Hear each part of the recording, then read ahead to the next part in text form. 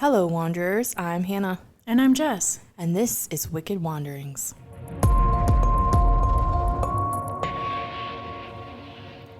Today's episode, and our first episode, Yay! is about the disappearance of Maura Murray. So to give a little backstory on what this case is about, on February 9th, 2004, Maura Murray made her way up to Haverhill, New Hampshire from Umass and crashed her car along Country Road. She was last seen by a few neighboring houses, but when the police arrived, she was gone.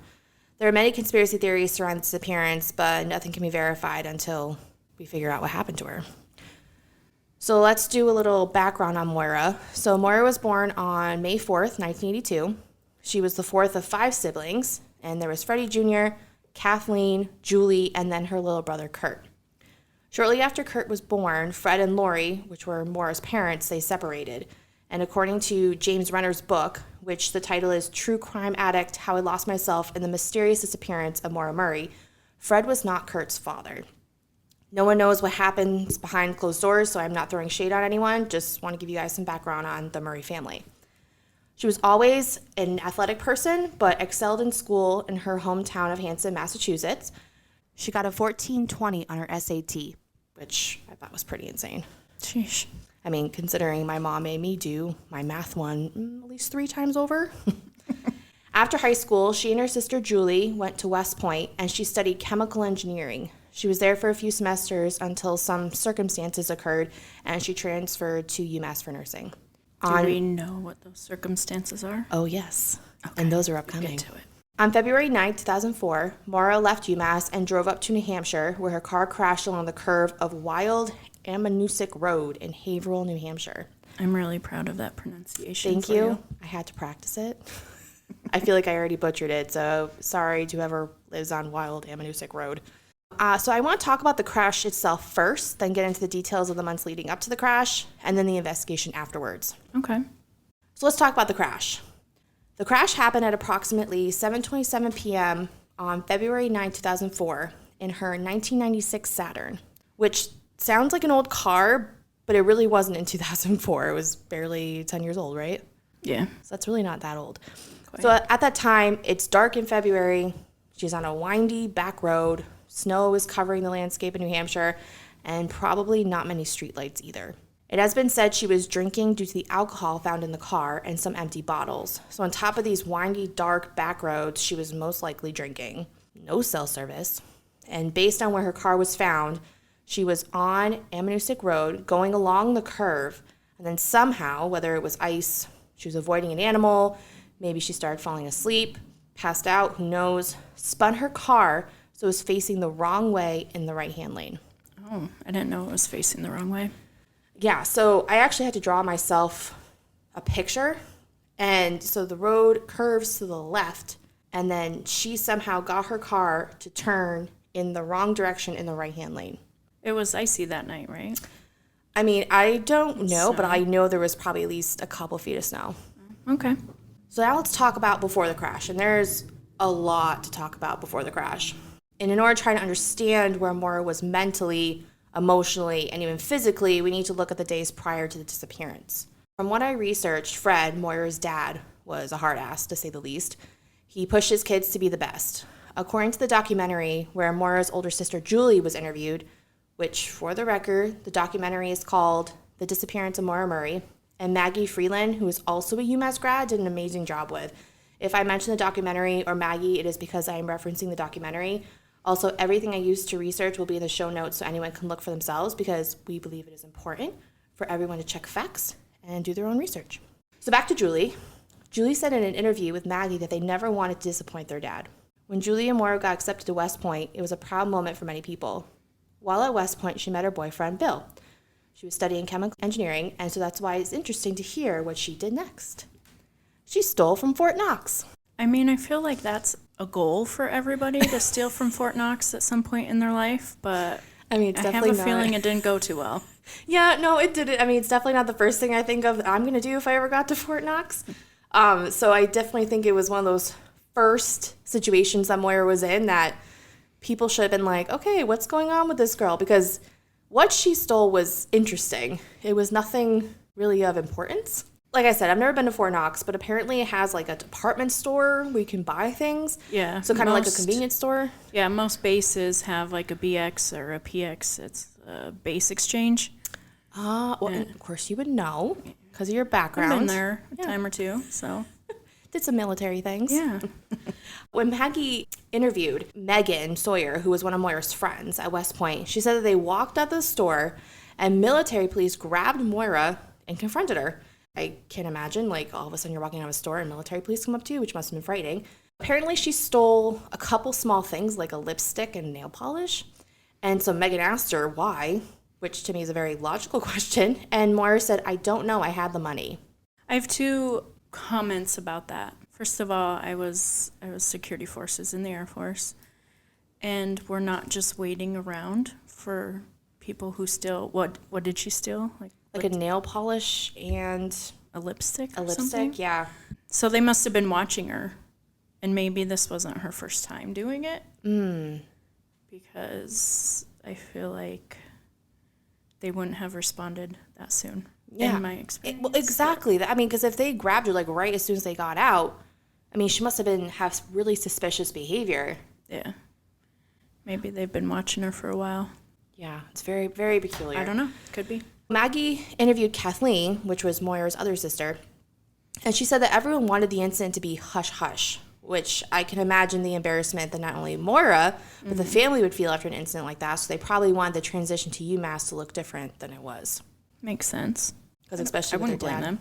Yeah, dad was a hard ass, and I mean, to have one of your daughters kicked out or something like that must have been a real blow. So when she got to UMass, she did not stop getting into trouble. According to a Missing Maura Murray podcast with Lance and Tim, on November 3rd, 2003, she got accused of stealing credit card information. Interesting thing is that she was not using it to buy big, outlandish things. She was buying food, like ordering a pizza and having it delivered. That's so weird. Yeah. According to Renner's book, a UMass student contacted Amherst police and said there were charges on her card that she did not make. When the police called the restaurants, they said the deliveries were made to Kennedy Hall. I wonder who lived at Kennedy Hall. Later on that night, one of the restaurants called the police back and said someone placed an order with that credit card number. So the police told them to go with the order and they would meet them at the drop-off. Also, if you're going to order pizza with a credit card, maybe have it delivered to a different address. Maybe. And meet them there. I mean, that's a possibility. And guess who came out of the building to claim that delivery? I'm guessing Maura. There's actually it's not really a mugshot because they didn't like take her into the station and do it, but they actually took a picture of her at Kennedy Hall and it is actually online. So if you look up pictures of Maura Murray, it's like a black and white picture of her against like one of those like brick walls. And she does not look very good. Moira's story to the police is she found the receipt on the ground with the credit card number on it, which I don't know about you, but when is a full credit card number on a receipt? They used to be. In 2004? I am willing to bet they used to be. Because where I used to work, they had the full credit card on there. It was only maybe a couple years after that they stopped doing it. So maybe she wasn't fibbing. Yeah, maybe. I mean, I think that's like the first time I've heard that because between the podcasts and the reading I've done, I haven't seen anyone that's like, yep, that used to happen back in the early 2000s. Mm-hmm. Interesting. At least in Utah. I don't know about Massachusetts. You guys do things weird here. Just saying. The police asked for the paper with the information on it, and Maura gave it to them, but it also had other number sequences on them. So she gave them the sticky, and apparently there was a bunch of other numbers on there, but she claimed they were her friends' phone numbers. Right. Because phone numbers and credit cards look a lot alike. Right. You know? When she talks to the police, she does not say much of why she did what she did. Maybe it was embarrassment, but she got probably the best outcome she could get because she goes before a judge, and the judge cuts her some slack and says, stay out of trouble for 6 months, and it goes off your record. And this is her second offense. I mean, the first one was a military one, so do they have those records? That's what I was just wondering. Like if they'd have access to them. Yeah, because if they're like, all right, you know what, you're just not allowed to be here anymore. Go on with your life. Would it follow her? You know, I'm not sure. I was a straight A. Straight-laced. I never did anything bad in my whole life. I mean, if anyone listening knows, I'm very curious to know. But a short time later, she crashes her dad's new car. Yay, to get you in more trouble. Wow. So she crashes the car into a guardrail on the way back from a party. But this wasn't her first car crash, right? Isn't that why she was driving her dad's car? Maybe, maybe not. So Okay. there is a conspiracy around that her first accident might have had to do with a hit and run on UMass campus, but it's not been proven that that was Moira. Oh, okay. People are totally speculating on that. People are saying like, oh, she was part of that hit and run. That's why she was upset that night. That's why her boss at her job had to bring her back to her dorm, even though she said it was her sister she was sad over. And then that's why she did the crash up in New Hampshire, so she could have those crash marks on her car match a different accident. But that's not proven. I was going to say that's a far Yeah, stretch. I think so. A lot of these conspiracy theories are very far-fetched. Let's give some context to what happened before she crashes her dad's car into a guardrail. On the Missing Maura Murray podcast on February 7th, 2004, which was a Saturday, she went car shopping with her dad to get her a new car. It seems like she's needed a new car because her dad was telling her to put something in her tailpipe, like a rag in her tailpipe. Yeah, which I had never heard before, but to keep it from rattling. Sounds like it was on its last leg. So they did not purchase one, but they met up with one of Moira's friends to have dinner. After dinner, they all go to the liquor store. Mind you, that dad's still with them. I don't know if I do that with my parent, but... I mean, I wouldn't, but that's because they're Mormon and they don't drink, so... There you go. So after dinner, they all go to the liquor store so that Moira and her friend can pick up booze for the party that night. It gets better because Moira then drops off Fred at his hotel and borrows his new car to drive to the party. After she's already been drinking. Probably having drinks at dinner, and then buys more liquor and then goes to a party. Like, what? So her dad knew she was drinking and Right. buying liquor. Okay. That didn't cross my mind before. But, like, why would you let your daughter borrow your car if she's going to a party to drink more? Then there's this next part, right? So if he was like, oh, yeah, just take it. I'll meet you in the morning, whatever. Fine. But then around 3 a.m, she says she had to return her dad's car, which, there's so many things wrong here. Because why did her dad give her a car when he knows she's going to be drinking? Mm-hmm. And why did she have to bring it back that morning when she most likely had been drinking at this party? Yeah. I'm wondering if there was a conversation or if she was, well, no, if they went to the liquor store, he'd know they were drinking. Right. Oh, okay. I mean, it makes no sense to me, but No. I'm sure there's more of the story that we just don't know. Mm-hmm. So on her way to the motel, Moira crashes right into a guardrail. And again, I'm a very visual learner, so I'm painting an image for you guys to get a point of like where the road's going on. She gets to the end of this road, the guardrail's straight in front of her, and she can go left or right. There is no straight. And she literally goes straight ahead into the guardrail. Okay, so she must have been Pretty inebriated. drunk. Yeah. She really got off again. She got no charges that night. I don't know how that worked out, but there's no charges. Mm-hmm. Another tidbit information. So on Tim and Lance's podcast, they talked about James Renner, who wrote the book, and how he called the police department and they had no comment about why they didn't do charges. So I don't know. I mean, I guess she could have been sober. Yeah. But also, from the documentary, the family didn't really like the book that James Renner wrote, correct? No. And that's a very good point to bring up. And maybe the police weren't really fond of him either. I don't know. So for our listeners, James Renner, who wrote the book, was not well liked by the family. He let Fred Murray know he was going to be writing this book and he wanted to do this interview. And James actually sent Fred a copy of his book he wrote before the Maura Murray book. Oh. And Fred was not for it, which, in Fred's defense, I read the book. It's an interesting book. He paints the family in a different light. He's nicely put. Wasn't he more into those conspiracy theories, though? He did have conspiracy theories, but he had a lot of childhood trauma of his own and family trauma, and there's a lot of that seeped into the book. So you think maybe he's projecting a little bit? It might be. Okay. It sounds like he uses these true crime stories to like almost like self-medicate himself. To each his own. If you guys still want to read it, it was interesting, but I don't know if it was exactly a good reference for material. And that's probably not the best way to deal with your childhood trauma. Probably not. Absolutely. Tim and Lance on the podcast talked about what preceded the crash for a good part of their episode because there's so many possibilities for what probably happened. I cannot comfortably present any of the following as fact, but here's what maybe happened. Maura arrived with a tow truck at the hotel, and somehow she got into her father's room. So Fred claims that he did not know she was there until morning. So whether Maura got the attendant to let her in, or maybe Fred had given her an extra key, I don't know. But he woke up the next morning and his daughter was there. Tim and Lance could speak to the phone records, which are interesting. So there was a call made to Maura's boyfriend, Billy, from Fred's phone at 4:49 a.m. For Billy, it is a little earlier, so he was still part of West Point. He finally had a posting in Oklahoma. For him, this was earlier than 4:49 a.m. Did Maura borrow her dad's phone? Where was her phone? Or did Fred make the call? Why would Fred make the call, though? I don't know. It's one of those conspiracy theories. I mean, unless they're buds, but if I remember right, they weren't really. No, and in my findings, it looks like Fred had no problem with Billy, but Maura's sister said, get away from him, he's cheating on you, He's not worth it. It was a long-distance relationship, but they were going to get married, Yeah. And then there was also stuff about how, he didn't spend enough time trying to help find her.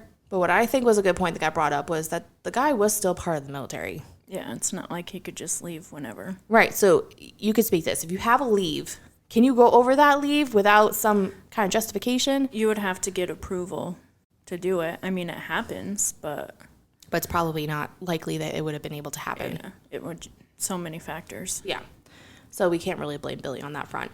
According to Tim and Lance, on February 9th, 2004 at midnight, so this is the beginning of the day of the crash, phone calls were being made. Maura supposedly called Bartlett, New Hampshire to rent a condo, and the phone call lasted about 3 minutes, but no condo was ever rented. How far is that from where she crashed? I believe from what Tim and Lance were saying, it was actually a good distance away. Like, was she on her way there, or was it completely out of the way? I mean, it wasn't a direct route. Oh, okay. But for me, this is really starting to paint a picture of this does not sound like a girl that is trying to commit suicide or anything. Yeah. So later on that day, she emails her boyfriend, Billy, and in this email talks about how she does not want to talk to anyone, but she signs it, love ya, stud. Okay. And this was brought up as a point because it sounds like a friendly banter. Are they still together? Then there was talk about they weren't together, they were together, they weren't together. You know. That could be both things. It's college love. What do you want? 1:13 p.m., she leaves a message on a classmate's phone. Then after that, calls 1-800-GO-STOW, where the phone call lasts about 5 minutes, but it was a pre-recorded informational because Stow's phone lines were down. Oh. So they gave like information where you could stay, what you could do, but so apparently she listened to it. So it sounds like she's still trying to find, okay, what can I do when I'm up there? Maybe get away for a few days. An hour and 20 minutes after she emailed her boyfriend, she called him and they either spoke for a minute or she left a voicemail. So after saying she doesn't want to talk to anyone, then she tries to call him. Around 4 p.m., Maura emails her professors and says there was a death in the family. And I'm sure it said something along the lines, I'll be out for a couple days. And for the record, there was no family death. Mm-hmm. A friend that was actually interviewed on the documentary said she handed in her homework. Yeah. Like if she was planning on taking her own life. Or just disappearing, why would you hand your homework in? Yeah. Why do more work Right, than exactly. necessary? Why waste your time? Yeah. Before she left for New Hampshire, she packed stuff into boxes in her dorm and took her pictures off the wall. Maura was going through a lot, to say the least. We can only speculate what was going on in her head. What was interesting from both Maggie in her documentary and Renner's book was that they both retraced her steps from that day. So they both found about an hour discrepancy in time from when she left Umass. Oh, Renner found that too? Yes. It was about okay. 45 minutes for him, which I thought was amazing to be able to put those side by side parallel and be like, oh my God, they found the same thing. Mm-hmm. It looks like from the time she left UMass, she ran a couple errands and then headed to New Hampshire, where she eventually crashed and went missing. According to Maggie, after she left UMass, Maura stopped at the bank, then the liquor store, and drove to New Hampshire. She then headed to the liquor store where she bought a box of red wine, Bailey's, and a 12-pack of wine coolers. She didn't have any left over from the night before. Well, Just then saying. there's another point, right? I mean, but boxed wine, she knows how to party. It's probably the cheap stuff. You're not a fan of boxed wine. I can tell by the look on your face. I mean, my mother always tells me don't go for the boxed wine. But I don't know. I'm more of a beer drinker than a wine drinker. True. Let's talk about after the crash. All right. Let's do this. Maura crashes the car, and on this road, it curves to the left. So her car was found facing the wrong way in the right lane. There are 3 eyewitnesses on the street. So you have the Westmans, the Marats, and the Atwoods. So crash happened around 7:27 p.m. because that is the time of the first 911 call by Faith Westman. At 7:30, Butch Atwood is driving home in his bus and notices Maura. Butch speaks to her and sees that she is shaken up. Maura refuses help, claiming that she called AAA, which she knew was not true because cell phone signal. 2 to 3 minutes later, he leaves Maura and drives the rest of the way home. Butch also had changed his statement a couple of times, which I think is interesting. Butch, you don't do that. Yeah, no. So 7:40, Butch or his wife calls 911, but the lines are busy, so he does his paperwork in his bus. 7:43 p.m., a dispatcher calls back and gets Butch's wife and says she does not know where Maura is. 7:46 p.m., Sergeant Cecil Smith arrives, and Maura is gone by that point. When the police went through her car, several of the wine coolers were empty or missing, and there was red wine all over the car from the crash, so that's why they think she was drinking. So how long was it from the time of crash, the first 911 call, to Cecil Smith showing up? Everything happens at 7:27, and they show up at 7:46. Almost 20 minutes, which I guess response time, I mean, especially if it's snowing, or can't imagine there's a lot going on in Haverhill, New Hampshire. But so Maggie from the documentary was able to see Maura's car. So since it was still in a car lot, they saw a Stop and Shop card, airbags were deployed, and they could see the dust from fingerprinting. Isn't that crazy that it has been there? Because when did she do the documentary? 2018? Yeah, sometime in the, because I think James Renner wrote his book around 2015. Yeah, that would make sense. It was around 2017. So they kept her car for 14 years. It's probably still there. Yeah. Because it's still an open crime scene. Yeah, true. I was actually amazed when they had it. I'd never heard of that before. And I was amazed they could interesting. see it. Mm-hmm. You know, I wonder what strings they had to pull to do that. I think it was her buddy, Oh, right. the private investigator. That was a good documentary. I thought she did I very well. loved it. I thought it was very, very well done. And very respectful of the family. Very respectful. Had to ask some hard questions, but was very respectful in the way they did it. Mm-hmm. There was a lot of discrepancies because James Renner says one thing, then they said one thing in the documentary. So, I don't know. Maggie did get her hands on an official police list of items found in her car. And some things are interesting. So I haven't listed all of them, but I just put the ones in here that I thought were important. Shampoo, sleeping pills, deodorant, lotion, body spray, razor, makeup, birth control, candy, and school stuff. So that to me sounds like an overnight bag for a girl that just had to get away from life's bullshit. Yeah, she's going on a trip. That's what I would think as well. Absolutely. And even people are like, oh, well, she packed sleeping pills. I mean, who doesn't use sleeping pills? Sometimes you melatonin. Need sleep aid. Right, melatonin. I know, like Advil PM. Yeah. I mean, it doesn't specify that it's an actual, like, hard, not something prescribed. Exactly. 36 hours into the investigation, New Hampshire Fish and Game were called in, and they did a 10-mile circle radius around the crash, and they found no footprints or anything of interest. I thought, and maybe this is later on in the story, were they the ones that brought the dog?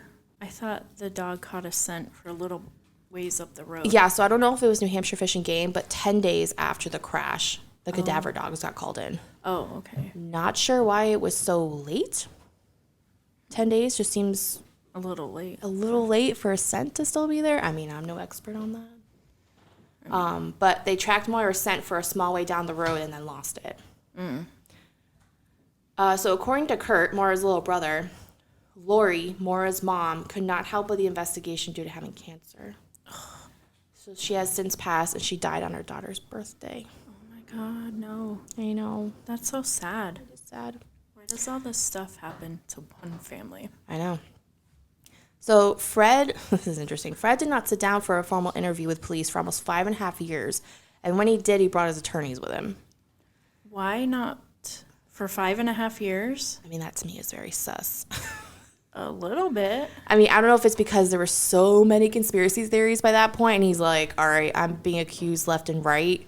I need to make sure that I'm not going to, I don't know, perjure myself. He didn't talk to the police at all, or was it just a formal I think interview? it was a formal sit-down.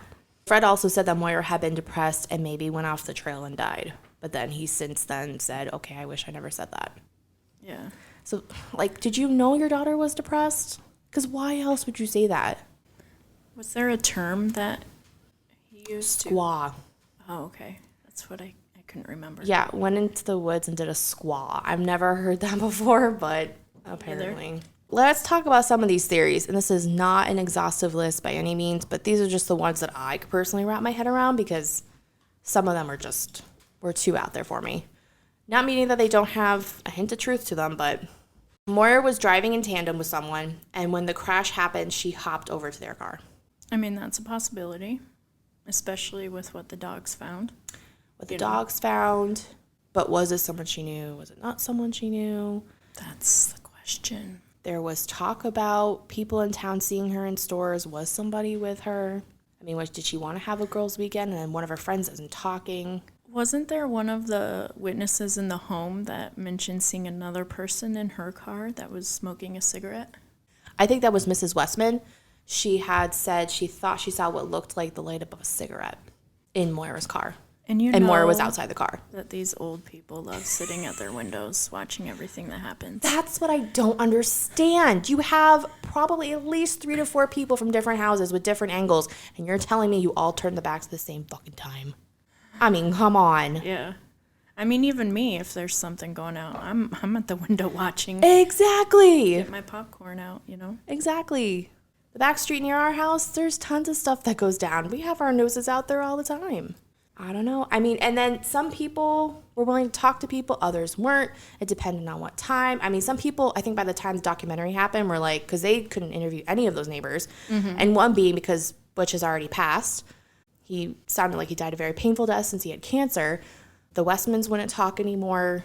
They probably just had so many people come around. Oh, I'm sure. Want to tell the story. And the family has that blue ribbon that's right at the crash. I'm sure is always a reminder of what happened. You know, so who knows? So after the crash, Moira ran into the woods, scared of a DUI, which would be something else on her record, ended up dying in the woods. Which I don't think But she was in shape, right? She was in excellent shape, which I think is a very good point. But also, I mean, how cold was the night? Could Right. she have died of her hypothermia? I mean, honestly, we probably could look that up, what the temperature was on that night. Right? I'm sure we could. I mean, why not? Let's look it up and see. After watching that documentary, I had all the theories that they discussed. It was easier to check some off of my list from what they were talking about. Because I know there, and you'll probably get to this one, the theory about the police officer who responded. I do bring it. It's actually my third one. Oh, perfect. So if you want to It talk was a about good that. segue. Yeah. I don't think they did, I personally. don't think they did either. I mean, we never know. I mean, from my armchair detective chair, I don't think they did. Guys, I'm personally. almost there. I'm sorry. I mean, I'm surprised it's not in a report somewhere. Okay, so February 9th, 2004, right? Mm-hmm. So it looks like the high was 40 and the low is -4. So it's a possibility. That's pretty cold. Yeah. I mean, especially since it was already 7 at night, because the day average temp was 18. Okay. So it was pretty cold. So, I mean, there's a possibility she got lost somewhere in the woods. Yeah, that would have been another tick on her record, too. Mm-hmm. Seems like she was already in enough trouble. Yeah. We don't think the police had anything to do with it, but that's a theory out there. Here's number 4. Moira got picked up by a stranger, whether willingly or against her will. This is the theory that holds most weight for me. I agree. I mean, she could have been, if she did stop in town, maybe someone saw her, saw she was inebriated, saw an opportunity. Or just saw her as they were driving by, like on their way to work. I mean, you can't get more isolated. I mean, really, it was a very, very isolated road that went to the middle of nowhere. Tons of woods on either side.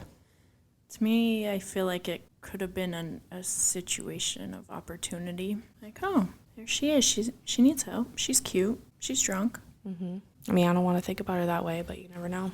The last one is Maura committed suicide. An empty pack of sleeping pills was found with a full pack in her car, but that could have just been being a college student and be like, oh, it's empty. I'm just going to throw it in the back seat. Mm-hmm. I mean, I do stuff like that all the time. Right. Oh, trash. Here we go. Mm-hmm.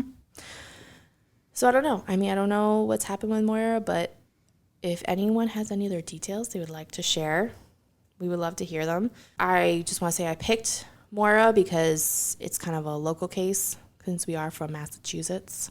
It has been almost 20 years since Maura's disappearance. If you have any tips or information, please call the New Hampshire State Police. Don't contact us. If you really have some vital information, please contact the New Hampshire State Police.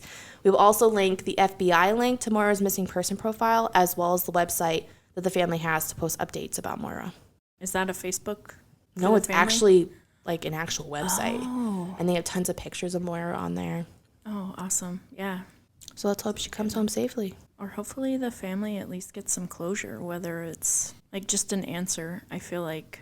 Absolutely. Because this is a long time to go without wondering what happened to your sister, your daughter, best friend. She'd be my age right now. Really? A whopping 41. Isn't that crazy? Time flies. Thanks for listening today. This show wouldn't be possible without our amazing producer and editor, Rob Fitzpatrick, who works tirelessly behind the scenes to bring you the best content.